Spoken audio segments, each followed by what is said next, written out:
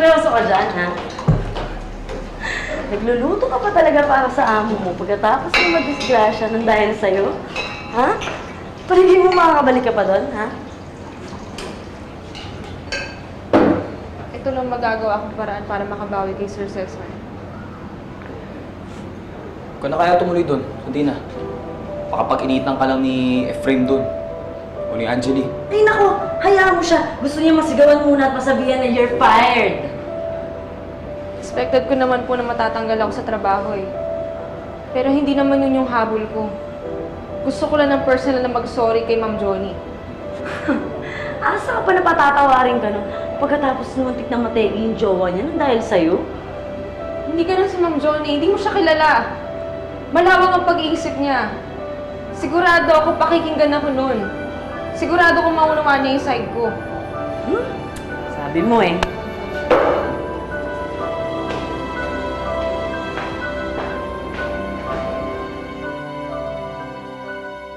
Paki-notify naman yung mga guests na mag-move ang opening ng Fight Cup.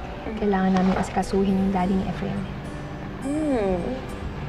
Di ko alam, concerned ka pala sa asawa ng mommy mo, ha? Ginagawa ko lang lahat na to para kay Efraim. He needs me now more than ever. Alam mo, ngayon lang kita nakita naging ganyan sa lalaki. Sa mga past boyfriends mo, wala ka naman pake kahit masunugan o mamatayan sila. Alam mo, iba na yan, ha? Mukhang seryoso ka na kay Efraim. Alam mo, yung mga ex ko, para silang mga shiny new toys na pwede kong paglaruan, i-display, kolektahin. Pero si Efraim, siya yung best gift sa akin. Kaya ganun ko siya kagustong alagaan. At gagawin ko lahat para hindi siya mawala sa akin.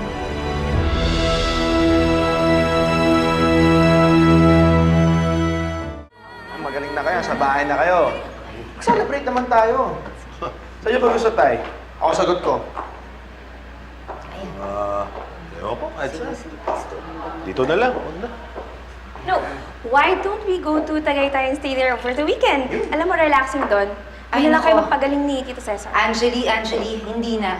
Naku, mamaya dyan mabinat ng Tito Cesar mo. Efraim, dito na lang kayo para mabantayan ko ang tatay mo. Hindi na kailangan gawin yan. Kasi alam ko naman mas marami pa kayo importante dyan kailangan gawin sa restaurant. Sige na, pumunta na lang kayo. Hindi, nagsabi na ako kay Chang Yoling. Sinabi ko na hindi ako papasok kasi mas kailangan mo ako dito. Sobra ka naman makasalita, parang ang lala ng sitwasyon ko.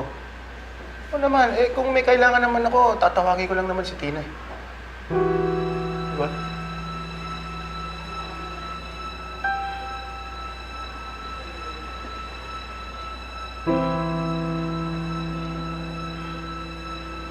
Asan na nga ba si Tina?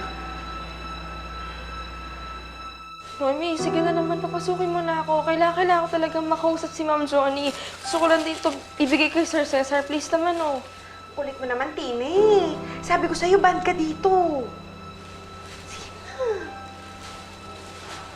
Noemi, ready na ba yung...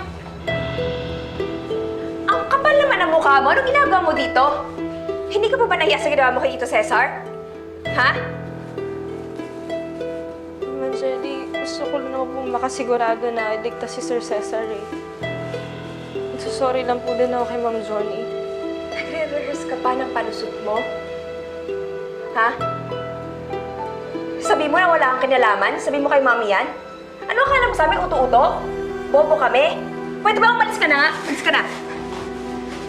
Ma'am, hindi po ko alis dito hanggat hindi ko nakakausap si Ma'am Johnny na masabing aksidente lang ang nangyari. Marunong ka kasi? Tina, Ma'am Johnny. hindi maa-aksidente ang asawa ko kung sinunod mo ang utos ko. Kung hindi mo kinontra yung desisyon ko, hindi sana siya napahamak. Salamat ka na lang. Dahil walang grabing nangyari sa asawa ko kung hindi. Pero huwag kang mag-alala dahil hindi kita kakasuhan. Pero, ayaw na kitang makita ulit. Layuan mo ang pamilya ko. At huwag na huwag ka nang babalik dito. Naiintindihan mo? Sige na, umalis ka na. Paalisin niyo siya. Ano ba yung sabi ni Mami? Umalis ka na daw. Ma'am, please naman po. Bingi ka ba? Umalis ka na nga! umalis!